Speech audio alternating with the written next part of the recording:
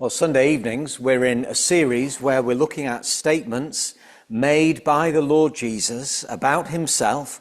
This evening kind of fits into that in a particular way. But the reason we've been doing so is we're very conscious, not just in terms of reports that you might hear. There's been some interesting developments in terms of that report this week. The YouGov, who did the research, say actually that they're not saying that the findings are untrue, but there was a fault with their methodology. So they've had to withdraw that report about the quiet revival. But many people are saying, well, they may have to withdraw the report. But what it was saying, we've been experiencing, whether the report holds true or not in terms of the methodology, we've known as a church. You may know as individuals with friends or colleagues or others. We know that there are many people who, out of the blue, are suddenly saying, I think I need to find out about Jesus. I need to find out about the Christian faith. They aren't saying I need to find out about religion in general, or I need to understand how I can meld all the different religions together to get something which will suit me. Sometimes people in the past have said that. That's not what's being said. What's being said is, I want to find out about the Christian faith. So people are turning up at churches randomly out of the blue. You can go online, you can hear on YouTube people talking about this kind of thing, reporting it, and many places, many churches, many people say that's been our experience. So we want to try and help with that through this series, just by looking at, well, who is this Jesus then? What are the things that he said? What are the claims he has made concerning himself? And this evening we're taking ourselves right into the heart of the tumult of events that took place on what became Good Friday. Just by way of introduction, I wonder if you've ever found yourself in the middle of a fight that wasn't yours. It didn't have anything to do with you, but suddenly you're in the middle of it. Two people are arguing, and then they both try to get you to support what they're saying against the other.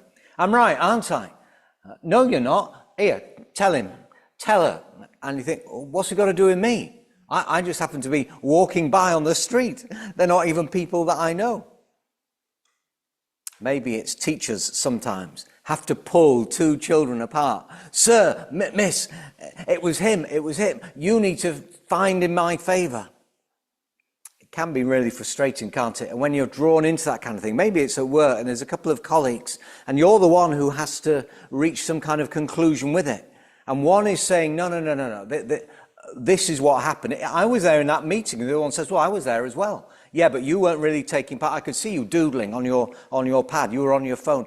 This is what happened. No, it wasn't. Something, and you've then got to decide. And you're weighing up thinking, which one of those do I trust the most? But neither is an inveterate liar. How am I going to decide?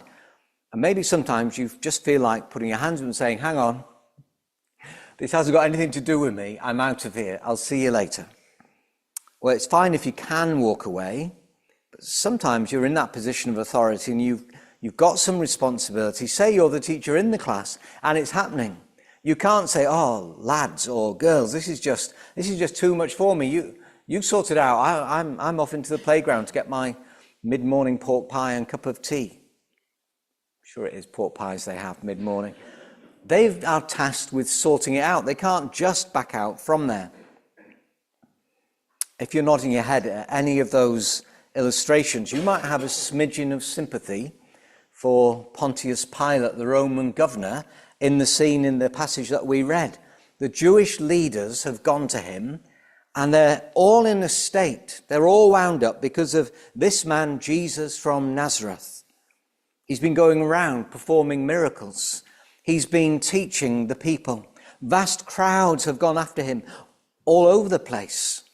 And what they say about him is there's an authority that this man has in what he says. And it's not like our Jewish leaders, not like our religious leaders. And they're hearing and they're feeling undermined. They're feeling extremely vulnerable. They're really narked with him and they want to get rid of him. He's so unsettled them. They're threatened by him. And the fact is, Pilate knows that. He can smell the fear on them. He knows what political maneuvering is like because that's his world as well.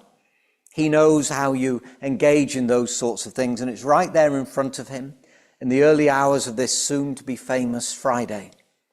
Look at verse 29 and onwards if you've got a Bible open. So Pilate came out to them and asked, "What charges are you bringing against this man? You obviously want me to do something. Well, what are the charges?" And they replied, "Well, if he wasn't a criminal, we wouldn't have handed him over to you. Let's not get all fancy about this, Pilate.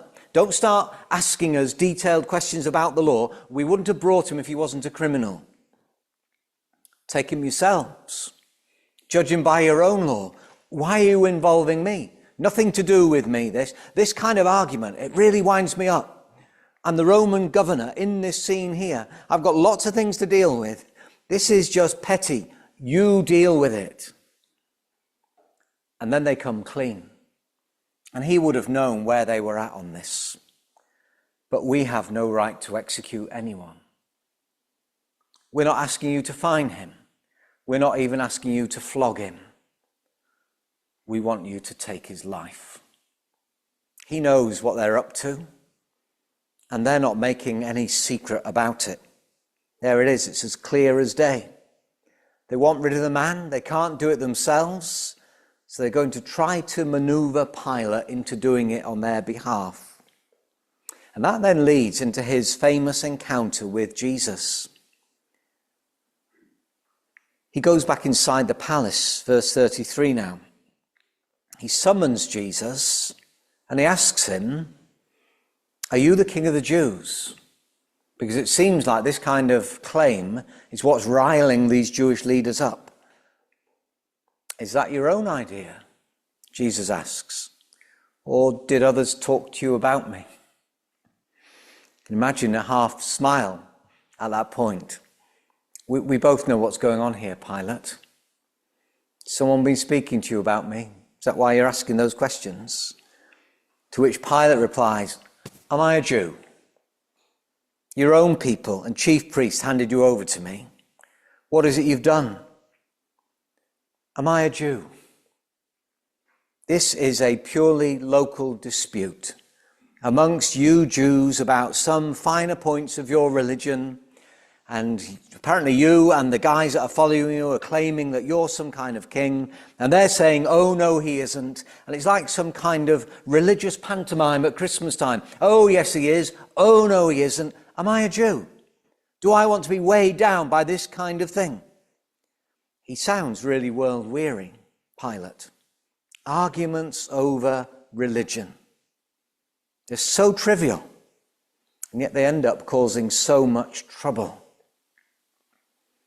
I wonder if you or others you know, and if you're listening online in a future point in time, I wonder if you see the Christian faith in some senses in that kind of light. Maybe you have been intrigued and interested and drawn to consider it more, but in the back of your mind there's this nagging thought, "Yeah, but religion always leads to trouble."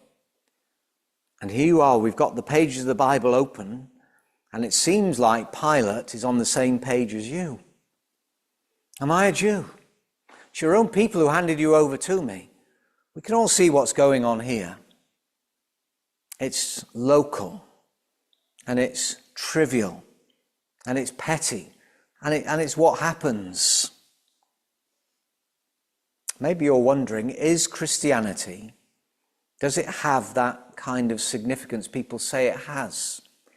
Because that's what's been on my heart and in my mind, and that's why I've begun actually starting to read the Bible. I've not told anyone, but I've actually got a copy of it in my desk at work. And in a few spare moments, I've been opening it, or I've downloaded a copy on my phone. And on the bus into work, I've been reading it, because there's a sense that it feels like there's something significant about this. But you know, when I read or hear something like this, and when I listen to some others, family members, friends, colleagues, whatever it is, and if they get some kind of insight into the fact that I'm beginning to look at these things seriously, they look at me askance, as if to say, and maybe sometimes they actually say it, but this is just all incidental stuff. Doesn't really have great significance. religions. Oh, there's lots of infighting, lots of different sects, lots of different aspects of it.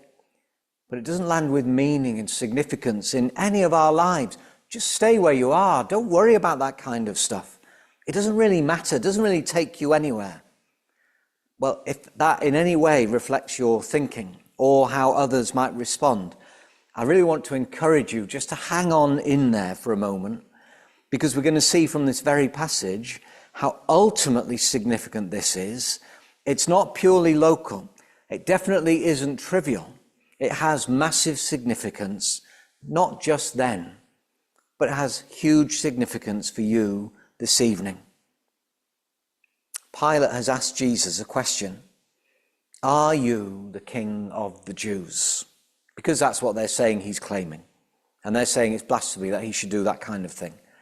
Are you the King of the Jews? And initially, he doesn't get a straight answer. Often, Jesus doesn't necessarily answer immediately the questions that people ask him.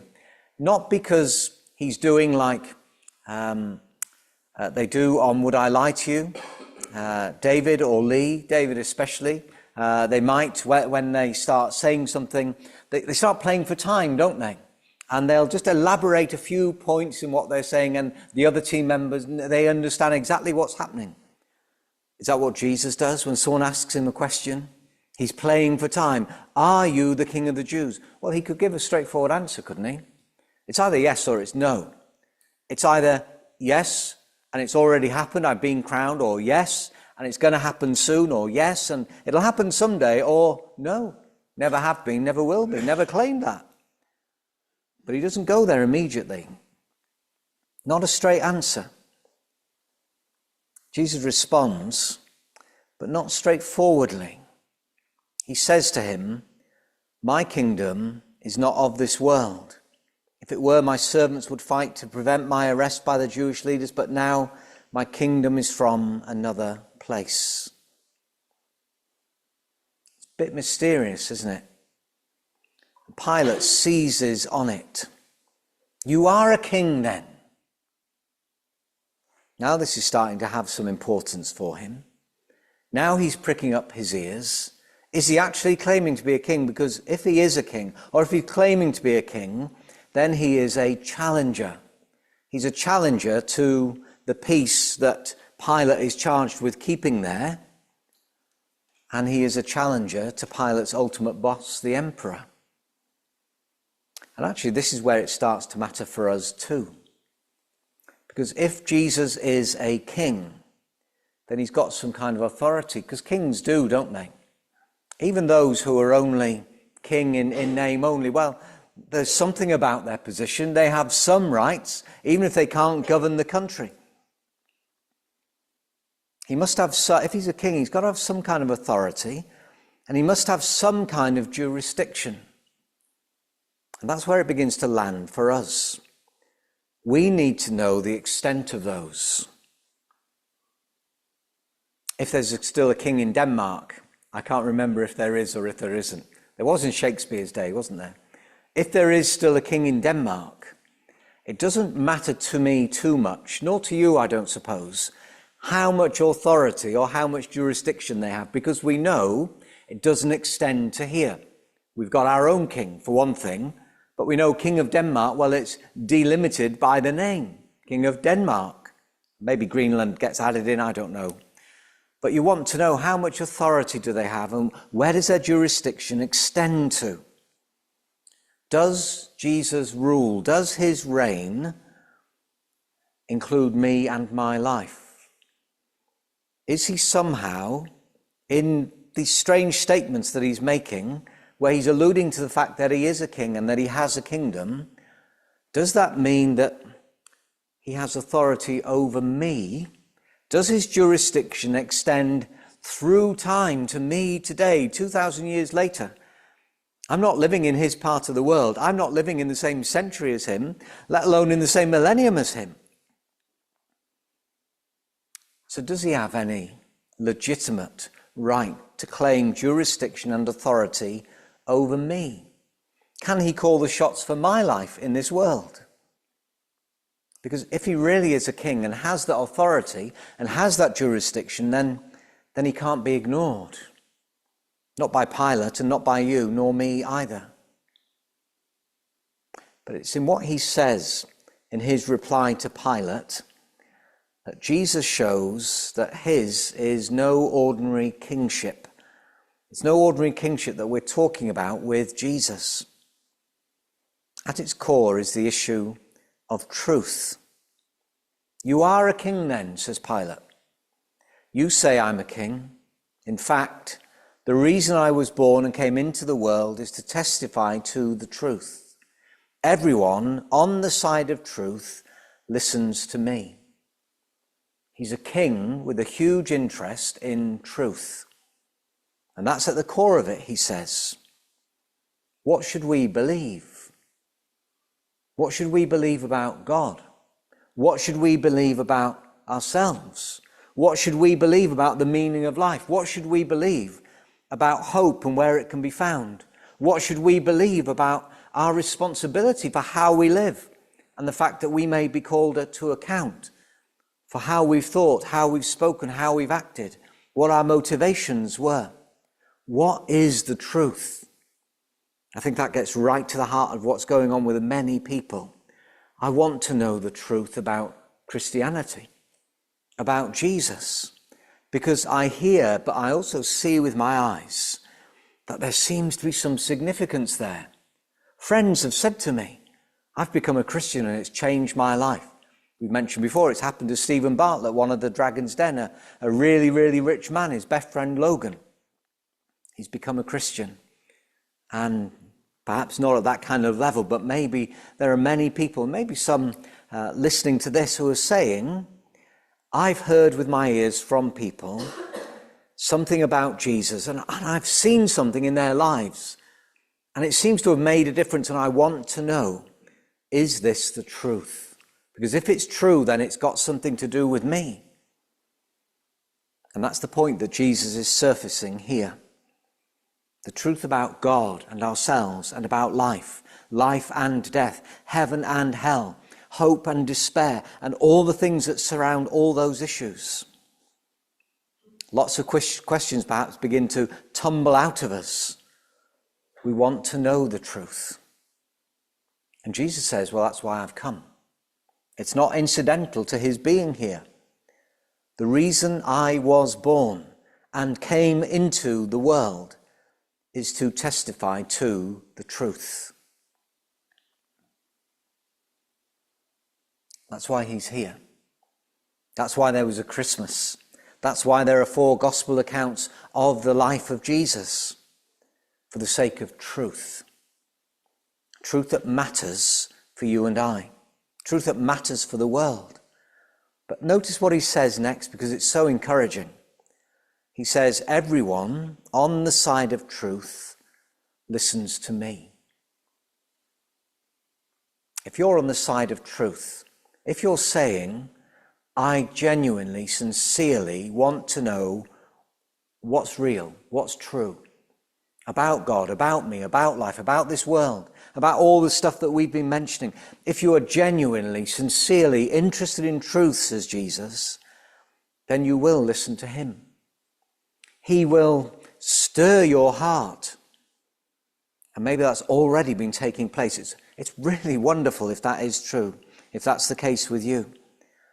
Maybe you've been tuning into this series of sermons. Maybe you've been coming along. Maybe you've been talking to friends because you have that interest in the truth, and you're starting, therefore, to listen to Jesus. If you're on the side of truth, if you're genuinely seeking it, says Jesus, then you'll listen to me. He's not come to pull the wool over anyone's eyes. He's not come just to speak in a way that's just a load of flannel and flattery. Some people got really, really upset with Jesus because he told the truth. Some people were cut to the heart by the truth about Jesus. His disciples, Peter when he fails his Lord, others on the day of Pentecost after Jesus ascended back to heaven, cut to the heart by the truth about him. He doesn't hold back. He tells us the truth as it is, because he knows there's something more that he can offer to us. If you take him seriously, put his words to the test by taking them to heart. Everyone on the side of truth listens to me. Are you on the side of truth? Do as he says then. If you're on the side of truth, what you won't do is what we see Pilate doing next. You say I was a king. You say I'm a king. In fact, the reason I was born, came into the world, is to testify to the truth. Everyone on the side of truth listens to me. What is truth? Says Pilate. The first postmodern man in history. Sounds very up to date, doesn't it? What is truth? And it's such a world-weary, cynical kind of statement. It's someone saying, I don't know if there is a truth. I don't know where you can find it. And I'm just fed up with all this shenanigans. What is truth? You can say it's this, you can say it's that. No one knows, no one can find a way through. So we're just all stuck, aren't we? That's where Pilate was. But it was not just, as I've said, world-weary, it was cynical. It's in a sense a dismissal of Jesus. He's come because of truth. Everyone on the side of truth listens to him, yeah, but what is truth? And in the middle of all that, this conversation about Jesus being a king, is he in truth a king? Well, his statement to Pilate, we're going to circle back to this now, was a little bit enigmatic, wasn't it, in a sense? Are you the king of the Jews? Is that your idea? Someone been talking to you. Am I a Jew? It's your own people that have handed you over to me. What have you done? My kingdom's not of this world. If it were, my servants would fight to prevent my arrest by the Jewish leaders, but now my kingdom is from another place. You are a king then. Cut to the chase, won't you? My kingdom's from a different place. If you're on the side of truth, you're going to listen to me. The heart of what he's saying is the nature of the kingdom over which he is the king. It's not of this world. It's from another place.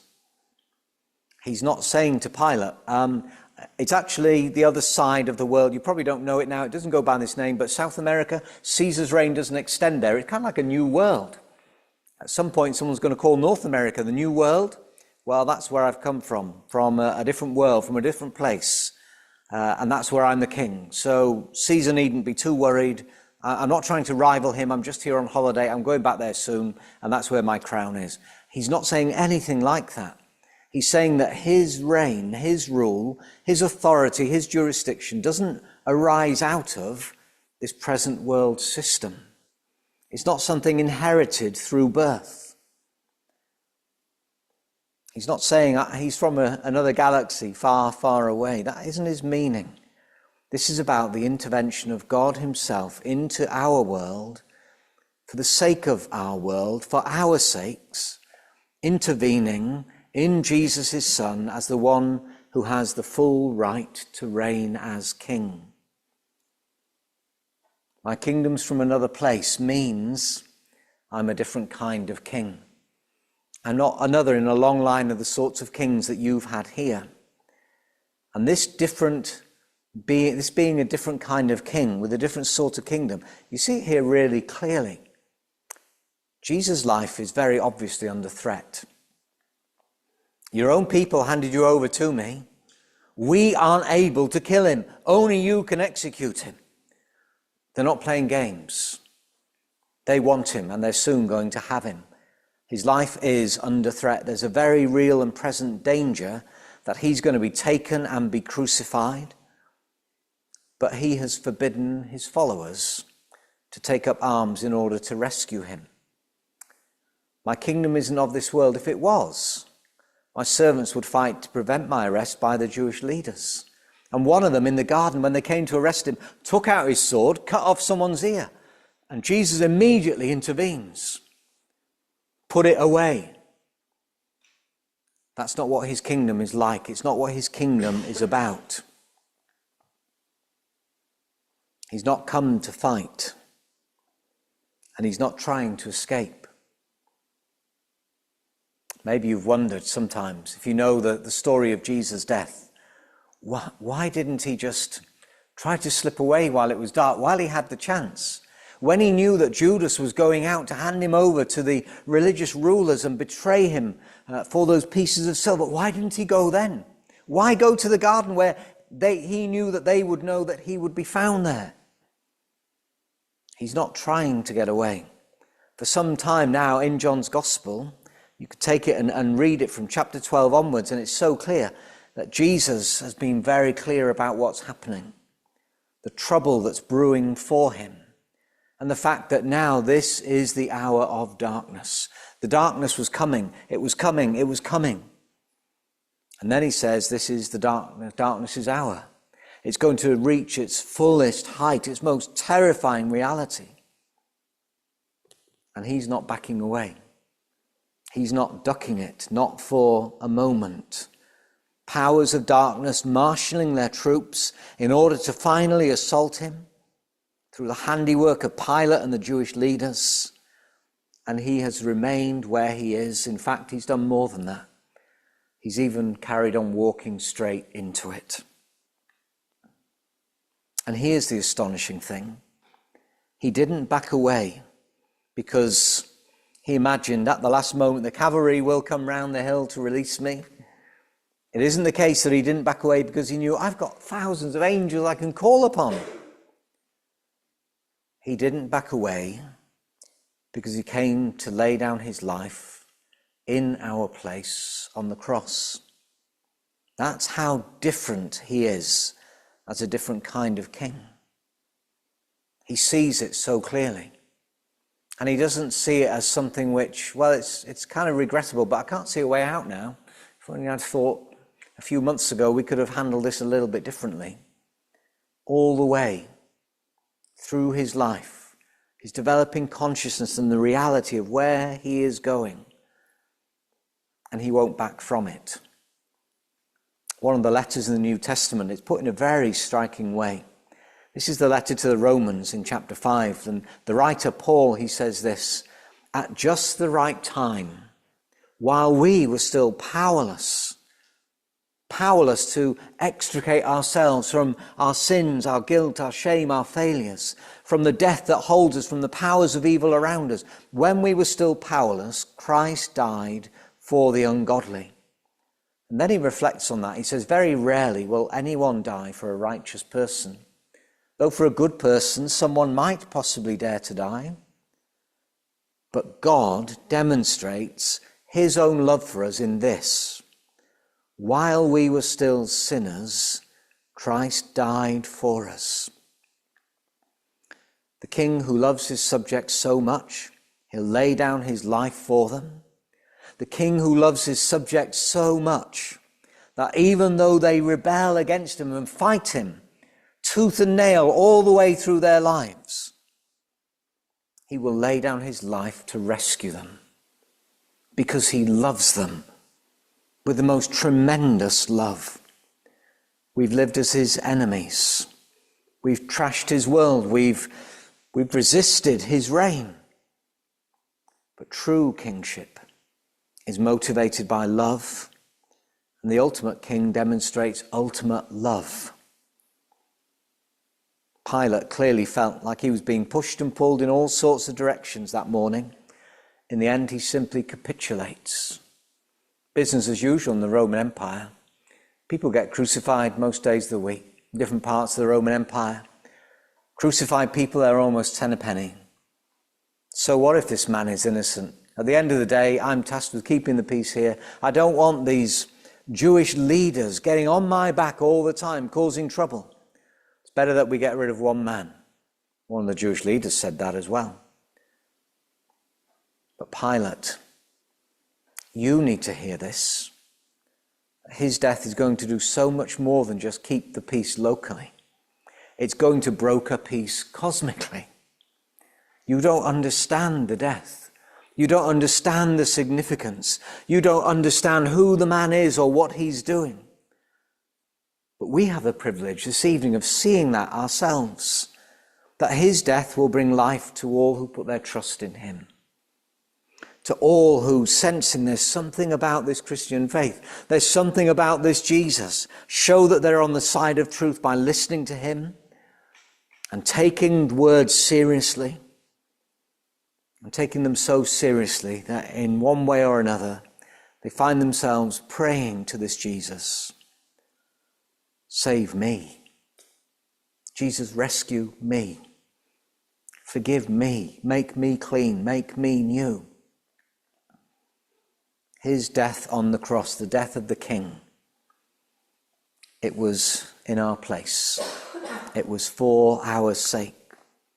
It may have felt like business as usual to Pilate and some of the others, but this was the day, the central day in the whole of world history.